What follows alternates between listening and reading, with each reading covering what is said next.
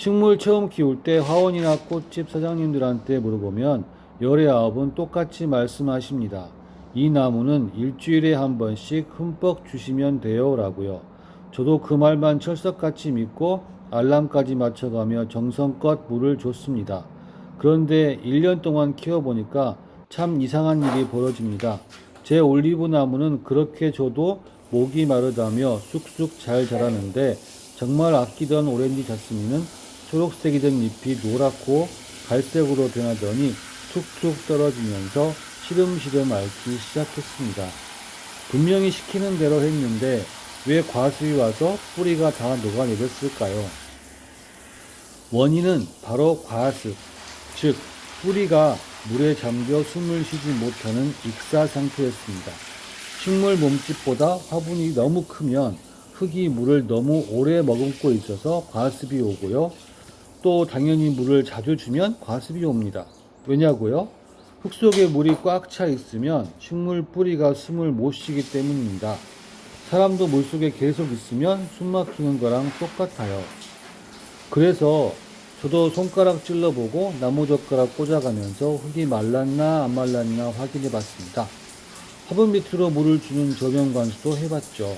그런데 솔직히 초보자 눈에는 감이 전혀 안 옵니다. 겉은 마른 것 같은데 속은 축축한지 아닌지 알 길이 없잖아요. 초보자들은 입이 처지는 모양만 보고 아 목마르구나 하고 물을 더 주다가 식물을 완전히 보내버립니다.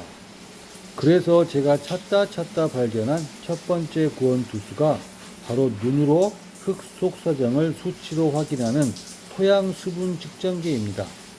이거 쿠팡에서 5,000원대면 사는데 건전지도 안 들어가고 흙에 푹 꽂기만 하면 안쪽 수분 상태를 바늘로 척척 보여줍니다. 실제로 물을 주고 4일 뒤에 화분마다 이 수분계를 꽂아봤더니 어떤 화분은 벌써 바짝 말라 있고 어떤 화분은 여전히 축축하더라고요. 식물마다 물 먹는 속도가 이렇게 다 다른데 일주일에 한 번씩 똑같이 물을 줬으니 병이 날 수밖에 없었던 겁니다. 그런데 수분계로 흙속 사정을 정확히 알아내도 물을 주는 방법이 잘못되면 소용이 없습니다.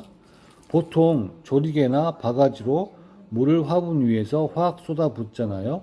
그런데 주면 물이 한쪽으로만 길이 나서 그냥 밑으로 쑥 빠져나가 버립니다.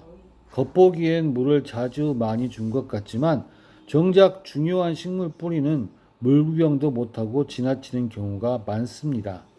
게다가 물이 확 쏟아지면 흙이 단단하게 뭉치면서 뿌리가 숨 쉴 틈이 없어집니다.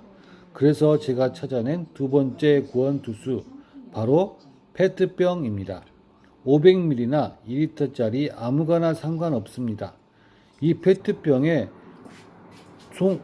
뚜껑에 송곳이나 나사못으로 작은 구멍을 뚫어주세요. 여기에 물을 담아 화분에 물을 주면 꼭 가랑비가 내리듯이 물이 부드럽고 천천히 흘러나옵니다.